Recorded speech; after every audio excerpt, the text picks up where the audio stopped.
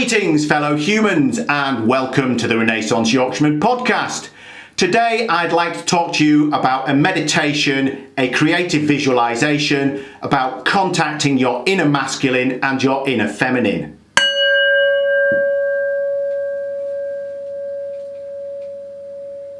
Now, I'm going to talk about this in 4 parts. Firstly, I'm going to talk a little bit about my sources.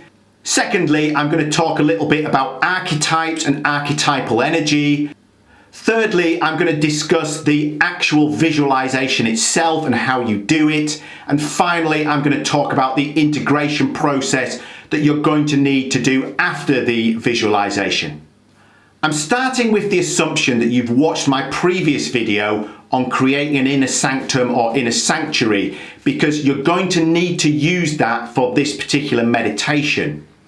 Now, I mentioned this book in the previous video, Meditations by Shakti Gawain. So the actual visualization is from this book.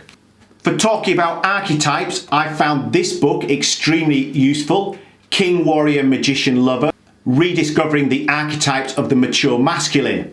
Now, obviously, that is a book that's primarily aimed at men, but I'm quite sure that there are books out there on the female archetypes.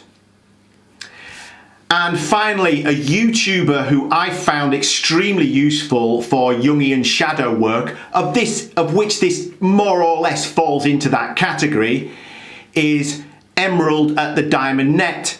So if you go to YouTube and put in 3 words, Emerald, Diamond and Net, you'll come up with her YouTube channel. And if you're unfamiliar with archetypes and Jungian shadow work, she has a lot of videos about this, and as I say, I found them extremely useful. So the first thing to note when we're talking about archetypes and inner masculine and inner feminine, this is not the same as talking about a physical woman and a physical man. These are forms of energy, and all men have an inner feminine and all women have an inner masculine. People often get hung up on this. Now, it's all about balance. You have to find your appropriate balance of inner masculine and inner feminine. Now, my balance is not your balance, and your balance is not my balance. But if you can find your own inner balance, your life will improve. It will improve personally for yourself. It will improve for your family around you. And after a certain amount of time, people will notice this. In the Chinese Taoist tradition, which is thousands of years old, they talk about yin and yang as different forms of energy. Yin being the feminine principle and yang being the masculine principle. And they visually display this as the yin yang symbol. Now, if you don't know what this is, go and Google it. It's a circle, part of it's black, part of it's white. But in total, it's 50% black, 50% white. But the white is white and the black is black. It's not grey. So it's not a case of it's a blending together to lose masculinity and lose femininity, to have some kind of gender neutral situation. It's putting the masculine part in its proper place and putting the feminine part in its proper place so that they can work together. I'd like to give you an example of what I think is 2 men who have both found their own appropriate balance of inner masculine and inner feminine. I'm a big fan of the Joe Rogan podcast, and in one of his podcasts he interviews Russell Brand. Now, Russell Brand and Joe Rogan are quite different, but they're both very successful in their personal lives, and they're both very successful in their professional lives, and they both look like extremely happy individuals. But I think it's clear when you watch this video that Joe Rogan is more masculine than Russell Brand.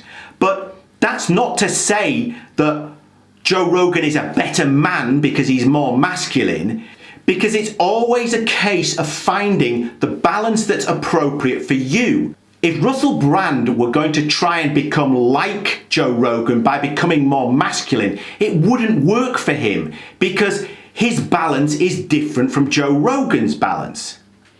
But the point is, If you can find your own appropriate balance, it will make your life better. And this is not a case of suppressing one type of energy. It's a case of having them work together. So it's not a zero-sum game, it's a win-win situation. So let's think of some kind of example. Perhaps there's an individual, it could be a man or a woman, and their masculine energy is out of control. They have too much masculine energy, and it's causing problems in their life. Now, if they undertake some sort of shadow work and move towards their feminine energy, it's not a case that their masculine energy is losing by becoming less strong, and it's not a case of the feminine energy is winning because she's becoming stronger. It's a case of they're both winning because they're moving closer to their appropriate balance. So it's all about balance. The actual process of doing the meditation goes something like this. First of all, set aside about an hour where you're not going to be disturbed. I normally do this lying down because I like to do the body scan meditation first, which, as I previously mentioned, I prefer to do lying down. And I just find this kind of visualization is easier to do lying down. But as I said before, make sure you're not sleepy because you will probably fall asleep if you're lying down and meditating. So in the first case, you're going to do your body scan for about 20 minutes, let's say. And this will relax your body and it will put your brain into a much more receptive state, into an alpha brainwave state. And with the meditation, it's more about intuition and feeling and emotion than it is about the rational mind. Although we don't dispense with the rational mind altogether, but the balance is certainly more in favor of intuition, feeling, and emotion. So do the body scan first. Once you've done the body scan, you're then going to go into your inner sanctum. So I'm assuming that you've already created your inner sanctum in some previous meditations. You get to your inner sanctum. You're going to look at the entrance to your inner sanctum and you're going to wait. And we're going to start with our inner feminine. So either you can wait till she appears naturally or you can summon her, ask her to appear for you. And the form that this inner feminine may take, she may take the form of a girl, she may take the form of a woman, she may take the form of an animal, it may be a colour or a kind of feeling or an energy. And this will vary from person to person. In my own case, my inner feminine is a woman, a human woman, and my inner masculine is a human man. But for other people, it's an energy or it's an animal. And as I said in the previous video, sometimes this will spontaneously appear from apparently nowhere, presumably your unconscious or God or wherever, but it may be that it spontaneously happens, or it may be that you kind of have to force it. If you do have to force it, do it in a playful way. You're playing with this. Your intuition is leading you. Don't force it too much. Your inner feminine is going to appear to you in some form. Let's say, for the sake of argument, she appears as a human woman. She comes towards you. Notice what she looks like. Notice how old she is. Notice how she moves. Feel the energy around her. You're trying to observe and trying to fix something in your mind and trying to feel something. Now, as I say, this process can be difficult to understand and it can be difficult to explain, but let your intuition guide you and see where it goes. She comes towards you, greet her. She has some kind of message for you. Ask her for her message. Listen to what she says. She has needs from you. Ask her what she needs from you. Listen to what she says. She has a gift for you. Look at the gift, receive the gift, thank her for it. These three things, message, needs, gift, You're going to use these later in the integration process, so you do need to remember what they are. Once you've done these three things, you've received her gift, is the final part of the three. Spend some time with her. You might be moving around, you might speak, you might not speak, you might feel some kind of, or imagine some kind of telepathic communication. It doesn't really matter. Go with what seems natural to you and with what works. After you've had this interaction, thank her and she will become an observer. And now what's going to happen is we're going to welcome our inner masculine and repeat the same formula. So your inner masculine energy comes in, and as I say, it could take different forms. But let's say for the sake of argument, it's a human man. So he comes in, you watch him coming towards you. What does he look like? How old is he? How does he move? What does the energy feel around him? Observe him, see what he's like. He comes towards you. Greet him in whatever way seems appropriate. He has a message for you. Ask him for his message. Listen to what he says. He has needs from you. Ask him what his needs are.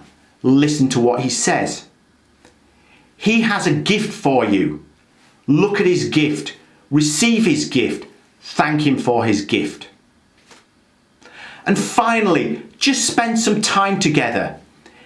It might not be very long. It might be less than a minute, half a minute, whatever. It could be a longer period of time. Do what feels natural to you. Then, after you've had this interaction, you're going to bring your inner masculine and your inner feminine together. Your inner feminine has some kind of message or communication for your inner masculine. She's going to tell him what it is. Your inner masculine has some kind of message or communication for your inner feminine. She's going to listen to what that is. They're going to communicate together. She's going to explain some of her needs to him. He's going to explain some of his needs to her. And they're going to have a dialogue, some kind of communication together. It may be that you orchestrate this yourself. So you're actively engaging your imagination in this process, or it might be that they just kind of do it naturally. You might want to listen to what they're saying to each other, you may not. Do what feels right to you. After a certain amount of time of them communicating together, the meditation is more or less over. Now, at this point, you might want to stay for a certain amount of time in your inner sanctum, or you might want to leave. Doesn't really matter. It might be that your inner masculine and inner feminine are going to go from wherever they came and leave your sanctum, or it may be that they stay. Doesn't really matter. It's up to you. Whatever feels right. In any case, once you feel that it's time for you to leave, go back to the entrance of your inner sanctum, open the gate, go through the gate, close the gate, put the latch back on. The meditation is over. Open your eyes. Get up. I would suggest spending at least 5 or 10 minutes writing down some of the things that happened, and then leave it and go off and do whatever it is for the rest of your day. Come back to it either later in the day or within 1 or 2 or 3 days, but leave it for a certain amount of time and then come back to it, and then we're into the integration process. So the integration process more or less starts as soon as you've finished the meditation. So you've written down, you've taken 15 or 20 minutes to write stuff down, you've left it for a certain amount of time, you've come back to it. And at this point, you're primarily engaging your rational mind. Although your emotions and intuition will still be important, but you're primarily looking at your rational mind. And in contrast to the actual meditation, which was primarily your intuition and your emotions. Stuff may spontaneously come to you. You may have to force it a bit. You might want to talk to someone else about it. You might not. If you have a counselor or a psychiatrist, you might want to talk to them about it. The point is, you should be able to work out some of the areas in your life that you're having problems with, and then come up with some kind of practical solution.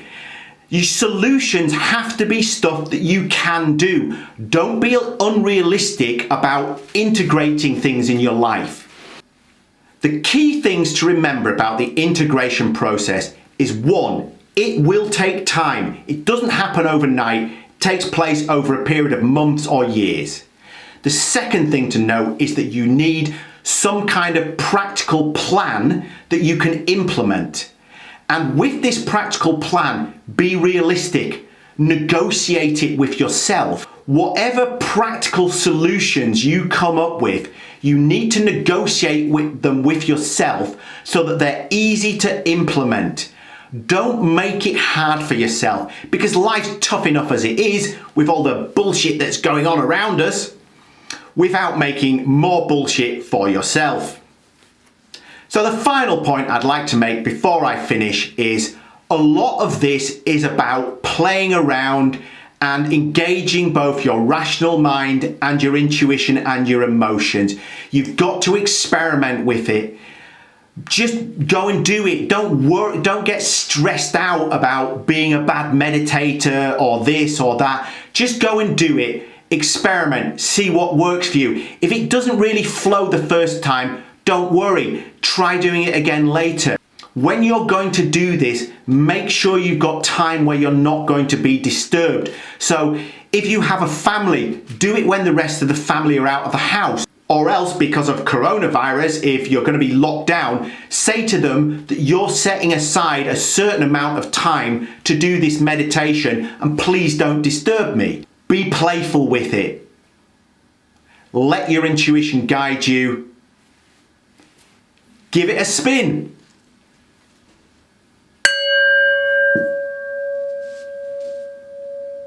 Thank you for giving me your time today.